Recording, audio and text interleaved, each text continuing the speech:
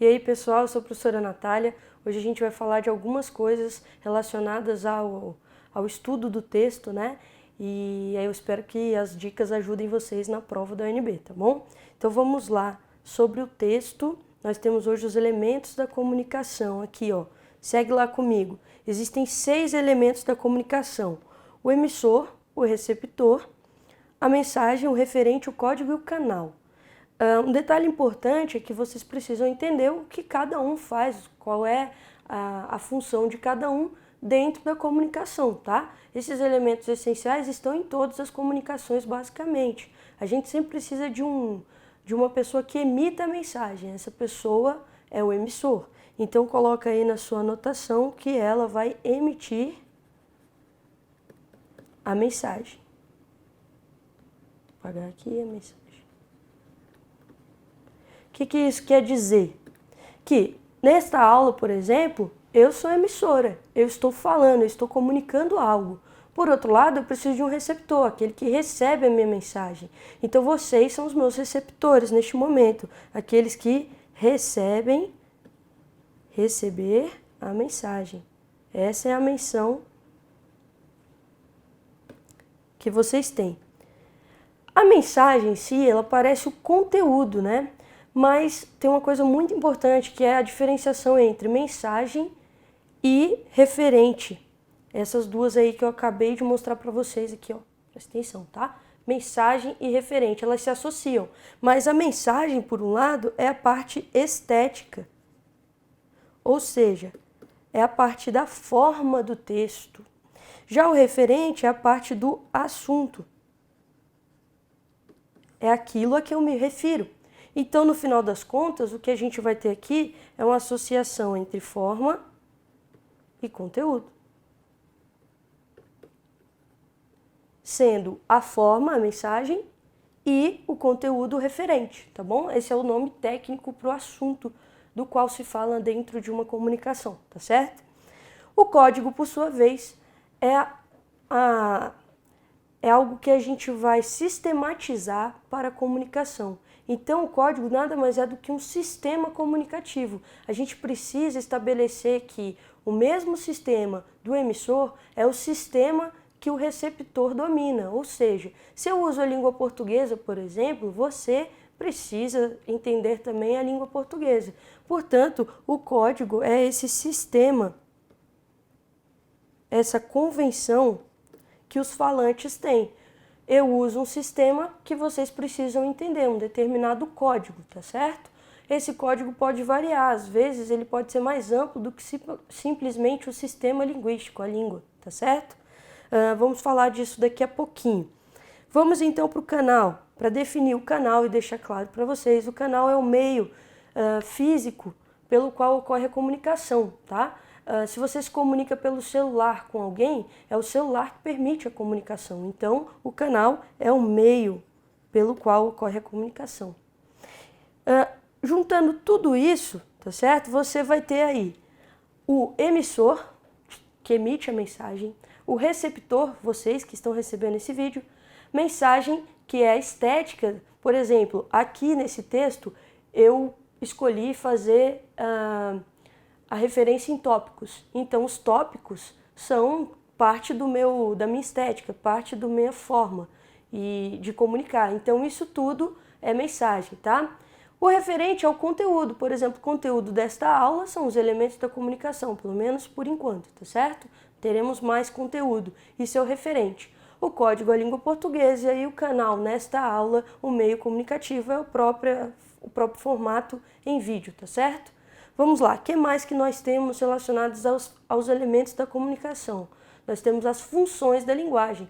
Primeiro, o que é uma função da linguagem? Então, ó, anota aí direitinho, que uma função é quando você dá destaque para determinado elemento da linguagem a depender do objetivo que o seu texto tem. Se o meu texto tem como objetivo mostrar as minhas ideias, os meus sentimentos, a minha visão de mundo, eu vou acabar destacando o emissor, a emissora que sou eu. Nesse caso, nós vamos ter a função chamada de emotiva ou expressiva. Essa função é aquela que destaca o emissor, Eu vou seguir a ordem em que estavam os elementos da comunicação no slide anterior. Então, prestem aí atenção que se você anotou, você vai conseguir fazer uma associação bem fácil, tá? Bom, em seguida nós temos a função conativa e apelativa. A função conativa ou apelativa é aquela que destaca o receptor do texto. Função poética é aquela que destaca a mensagem. E a mensagem, como eu já disse, é a questão estética do seu texto. Função referencial informativa destaca o referente. E essas duas últimas, tá? Que vocês devem prestar bastante atenção. Primeiro, a metalinguística gosta muito de cair em prova. Então, atenção a essa função. É aquela que destaca o código. Ou seja, quando o código tematiza o próprio código, isso tem como destaque a função metalinguística, tá? A função metalinguística, gente, é muito comum em poemas, tá? Então, o que acontece? Você precisa ter noção de que se um poema está falando do próprio fazer poético, está falando de uma linguagem poética, de poemas de modo geral, você vai ter um poema metalinguístico, ou mais especificamente um metapoema, que é o poema que tem função metalinguística, tá certo? Por fim, a função fática. A função fática é aquela que destaca o canal, aquela que destaca o veículo de comunicação. A função fática pode iniciar, finalizar ou testar o canal. Então, esse IFT, ali ó, lá no finalzinho, IFT, tá certo? É o início, o fim ou o teste da comunicação. Se você inicia a comunicação, ou testa ou finaliza, você está chamando atenção para o canal de comunicação e isso é a função fática. A função poética, como vocês puderam ver aqui, ela tem um quadradinho. Por que eu destaquei a função poética? Porque a função poética não quer dizer necessariamente que ela vai estar na poesia. Professor, então, poesia não tem função poética? Pode ter, quando chama atenção para a estética, ou seja, para a rima, para o ritmo, para algum artifício da linguagem que tenha a ver com o esquema estético. Agora, se é um poema que fala sobre os meus sentimentos, sobre como eu me sinto, eu lírico se sente, quando o poema faz isso, ele vai destacar o emissor. Então, função poética não quer dizer que é aquela que predomina nos poemas, tá? Então, tem a ver com a poesia? Tem, mas não está sempre ligada à poesia, tá? A poesia às vezes destaca outro elemento da comunicação. O poema, por exemplo, se ele falar de de uma pessoa, se está falando com uma pessoa que está recebendo esse poema, usa muito vocativo, usa muito você, tu, pronomes desse tipo, ele vai destacar, por fim, a função conativa, apelativa. Então, não quer dizer que a poema seja função poética destacada, tá certo? Para finalizar aqui, uns exemplos. Vamos lá. Primeiro eu peguei esse exemplo aqui, ó, uma conversa de WhatsApp.